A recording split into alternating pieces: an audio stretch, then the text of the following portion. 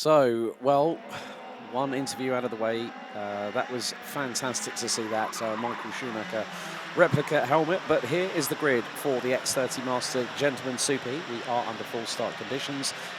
From now on, 2 formation laps. So, Eric Chapon starts from pole position. Alexis Castellan will be alongside on the front row. Alexandre Benoit-Bussac will be joined by Thierry Del Rey on row 2. Jeffrey Houchy and Gary Edwards ran out row 3. François Poirier and Nadir Cabage ran out the top 4 rows. Running at the top 10 will be François Vautier and Bjorn Verham. Jim Ringelberg has already had a chat with me in the dinner break and said, I'm going to be bringing the fireworks. I said, you might need to bring the rockets with you as well on this one. So he starts on the inside of row number 6, joined by Ludovic François, the leading gentleman driver. Then it's Jeremy Nandaluti, Stéphane Marchionny, Mathieu Bourdon, Arnaud Scheffer, Didier Lenné, Patrick Privé, Didier Barth, Giacomo Napolitano, Christophe Auger. Then we've got also Ginny Jomot, Philippe Tutin, Lucky Pion, and Stéphane Denis rounding out the 25-strong grid. And with now darkness fully set in here at the Le Mans International Karting Circuit, we are truly under the spectacle of the floodlights. A real allure here in the world of modern day karting as the field gets itself ready and under starters orders for 12 minutes plus an additional lap of racing here at Le Mans. Revs rise, lights are on, lights are out. Chapon gets the better start. Castellan hung out to dry a little bit. He's got Thierry Del Rey looking towards the inside of him through into turn number 2. Or turn number 1 of the on the opening tour, as Castellan has been caught out a little bit. But Chapon leads the way. Now into turns 5, 6 and 7. It's all about making it nice and clean and getting through this opening lap. Jim Ringelberg, I spotted, has already gone up a couple of positions, so maybe up to 9th place, maybe even higher than that. So through out of turn number 11, into the right at turn 12, into the left at turn 13. That brings them onto the back straight away. So Chapon leads, everyone starting to get used to these colder conditions. That's why we've got 2 formation laps. It's more a case of a safety protocol, allowing the drivers to get a little bit more heat into the tyres. So now Chapon leads, Bussac second, Houchy third, Castellan, Del Rey, Edwards, Poirier, Vautier, Ringelberg now 9th and climbing. Alexandre Benoit-Bussac in second. Fastest lap of the race, not even having set a purple sector. 57.301. Gary Edwards, 16.221 for the driver from EGP in the 487 representing Ireland. Fastest opening sector of the race so far. Only a minute and a half in. Now there's some toing and froing, and Alexis Castellan trying to go up the inside at turn 11 on Jeffrey Houchy, who responds, and then Thierry Del Rey's got through. Oh, Gary Edwards off, exit stage right, out of turn number 13. The Irishman completely sideways, and he manages to rejoin safely. But those tyres are going to be dirtied up like nobody's business. And Gary Edwards, well, we caught the tail end of it, but it was more to the point of what happens, but the lead has changed in the meantime. Alexandre Benoit-Bussac leads from Eric Chapon, who's right in the wheel tracks. Jeffrey Houchy from OKS giving chase in third. Del Rey, Vautier rounds out the top 5. Castellan down to 6th. Poirier, Verham, Ringelberg, Nandaluti round out the top 10. Mathieu Bourdon leading the way in the gentleman class in 11th position. But what a drama there, Guillaume, for Gary Edwards from Ireland. Oui, bien dommage. Gary Edwards qui s'est retrouvé dans les pâquerettes là-bas et qui, eh bien, pour l'instant, est seulement 17e pour avoir perdu 11 positions après cette sortie de piste là-bas dans la ligne droite de retour. Et tout est à refaire pour le sympathique Irlandais du team GP. Après eh bien, un week-end jusqu'ici qui a été relativement prometteur dans cette catégorie Master avec le pilote GP qui donc s'est lancé depuis la 6e place après avoir collecté quelques très bons résultats, dont le meilleur était une 3e position lors de sa manche numéro 2 qu'il avait gagné, mais avant de la perdre sur tapis vert suite à une pénalité. Mais ça, c'est dans le passé. Malheureusement pour lui, ça ne s'est pas concrétisé ici après cet incident et tout est à refaire. À garder à l'esprit évidemment que pour la quasi-totalité des catégories, si ce n'est la senior. Et bien tous les pilotes auront l'occasion de disputer la finale, puisqu'ils sont tous en dessous des 36 compétiteurs, qui est le maximum requis pour avoir une grille complète. Mais ce qui compte ici, c'est d'accumuler les points et surtout d'obtenir la meilleure position de départ possible pour la course ultime. Et ça commence à se placer relativement équitablement ici entre Alexandre Bonabessac, Eric Chapon et Geoffroy Rouchy, remonté de 2 places en 3e position. Les voilà qui repassent devant nous, l'occasion de faire un point sur les différents écarts. Toujours 2 dixièmes entre les 2 leaders. Ça s'observe, 8 minutes et un tour encore jusqu'au drapeau à Iame. Et on peut compter évidemment sur toute l'expérience des pilotes de la catégorie Master et Gentleman pour ne pas précipiter évidemment cette envie de doubler et de savoir à quel moment porter les stockades. Et vous voyez qu'ils sont 6 dans la même image. Bessac, Rouchy, Chapon, Delray, François Vautier et Alexis Castellon, qui a perdu quelques plumes dans l'aventure sur ce premier tour. 4 places malheureusement pour lui. Il se retrouve au 6e, donc la position du chasseur à la queue de ce train de tête. Et puis nous avons un petit écart. Et toujours Björn Verham devant François Perrier. Jim Ringelberg remonté de 2 places sur Jérémy Nadaluti. Ça, c'est votre top 10. Et on pourrait bien avoir 7 pilotes de la même image, puisque effectivement Björn Verham qui a été relativement performant dans sa dernière manche. Björn Verham avant de perdre quelques plumes aussi en fin de course. Et ça passe à l'accord du virage numéro 1 pour Geoffrey Rouchy. Oui, superbement exécuté de la part de Rouchy du team OKS, et qui se ferait un passage donc en tête de cette super manche Master Gentleman, avec Alexandre Bonabessac qui ne bronche pas pour fermer la porte. Et il a bien fait, puisqu'ils sont non pas 1, mais bien 4, voire 5 derrière à vouloir lui ravir cette 2e position potentielle. Et Thierry Delray qui revient très très fort d'ailleurs dans le groupe de tête. Thierry Delray qu'on n'avait pas forcément vu à la hauteur de ses espérances. Björn Verham up the inside at turn 11 on Alexis Castellon. Sorry to cut across you there, Guillaume, but that was a great move from the Rave Racing team, as now they head into turn 14. Now into the right at 15, 16 and 17 coming up. Fastest lap of the race, Björn Verham, 54.512. Geoffrey Rouchy from OKS leads the way. Then it's Alexandre Benoit-Bussac.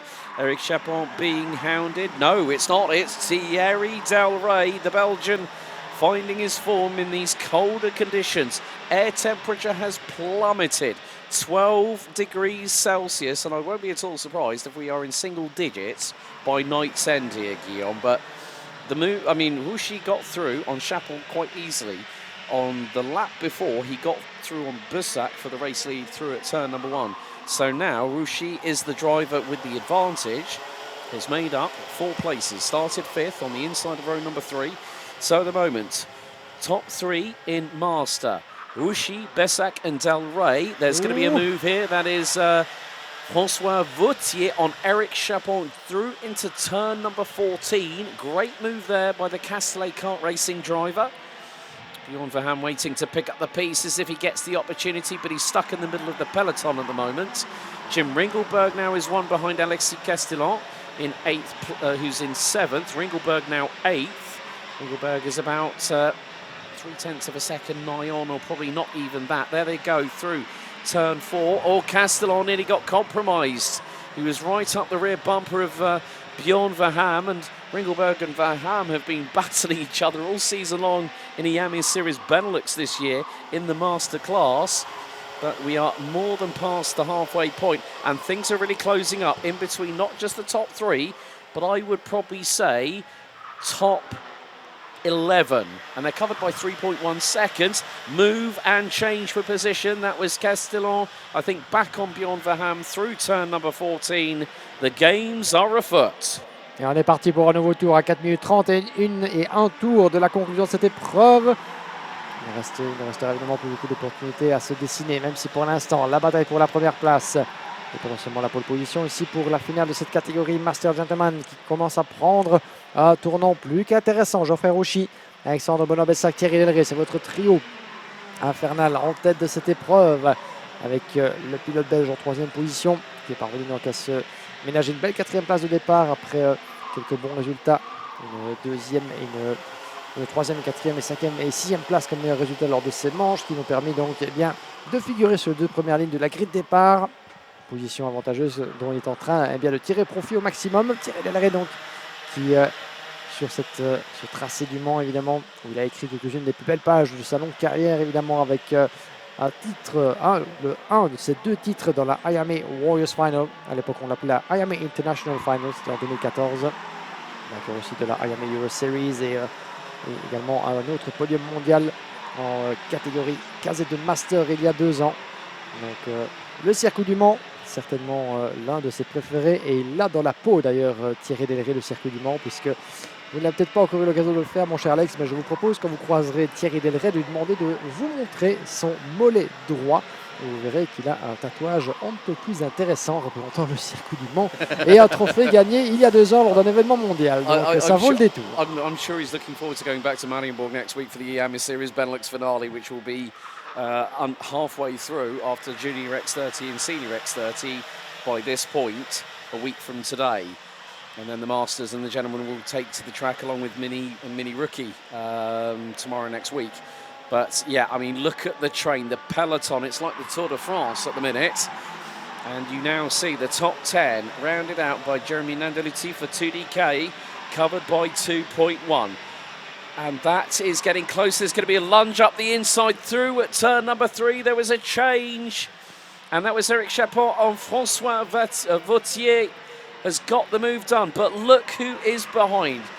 You've got Castellon, Ringelberg now 7th and closing. He's really up the pace and has just put in another personal best. I mean, looking at the top 8, Ringelberg quickest of anybody. And now he's got the 4 in front of him. I think he's probably got a couple of drive. Well, he's got Bjorn Verham behind him, but Ringelberg is really getting a wriggle on at the moment. And I think Verham is back in front. Let's have a look. No, Vautier's in front of him. Verham drops to 8th. Ringelberg 7th behind Vautier. Castellon 5th. Chapon, Bursac, Delray and Rucci. That is the reverse up towards your leader, who is still only half a second ahead of Thierry Delray. 1.5 minutes to go, plus an additional lap. It's still really close. You can't really call who is going to win this race, because one decisive moment will make it count. And it could be an unforced error. It could be an over-exaggerated and maybe, you know, very high velocity overtake that's taking place. But these drivers know what to do. They have been around the block several times. They have a lot of experience, a lot of racecraft. And this circuit is not easy to follow at, and it's also not an easy track to lead at. 53 seconds to go. Rucci still leads the way. Et voilà qui est tout à fait inattendu aussi de la part de Geoffroy Rucci, le pilote OKS qui s'est frayé un chemin là-bas jusqu'en première position après avoir grimpé 4 places. Mais Geoffroy Rucci 5e sur la grille avec une 2e place pour clôturer ses manches. Et sans doute en route vers ce qui serait son meilleur résultat du week-end. Mais on l'attendait sans doute pas à pareille fête après les quelques manches qualificatives. Il est apparu légèrement en retrait, laissant le choix d'autres de batailler pour les lauriers finaux. Mais voilà que le pilote aura comme qualité de pouvoir émerger au moment donné, et c'est ce que Geoffroy Rucci est en train de faire. Mais voilà que Thierry Delray est passé devant. Thierry Delray vient de prendre la tête des hostilités ici sur le circuit du Mans, le circuit qu'il a dans la peau. Pourquoi pas inscrire son nom au palmarès de la Iame Euro Cup? Ça passe d'abord par peut-être une victoire de Supermanche, mais nous entamons, chers amis, le dernier tour, last lap, et Thierry Delray au volant d'un châssis de sa conception, le Télécart, est en tête.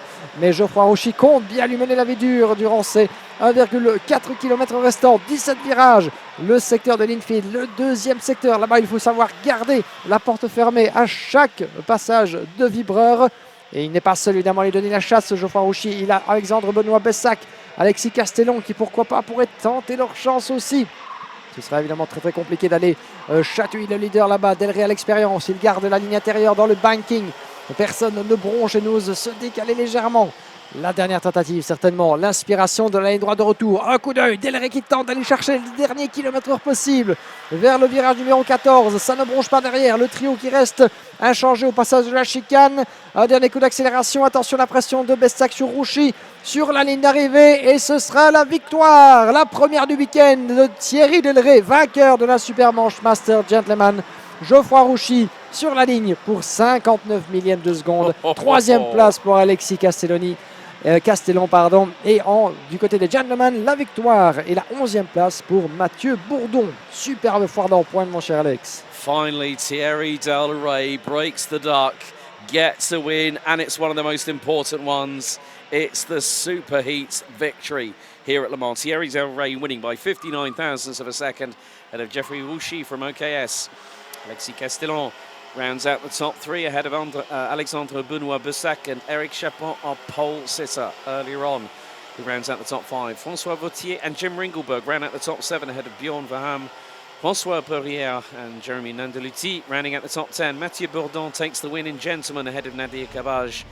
Gary Edwards, after that excursion, Code Brown moment coming out of turn number 13 for the Irishman, ends up 13th overall ahead of Julien Jomot, Ludovic François, Giacomo Napolitano, Patrick Privé, Didier Launay, Stéphane Marchionni, Arnaud Scheffer, Didier Bath, Christophe Auger, Lucky Pion, Philippe Toutain and Stéphane Denis rounding out the 25 finishers. But Del Rey, under night time, shines more than anybody else.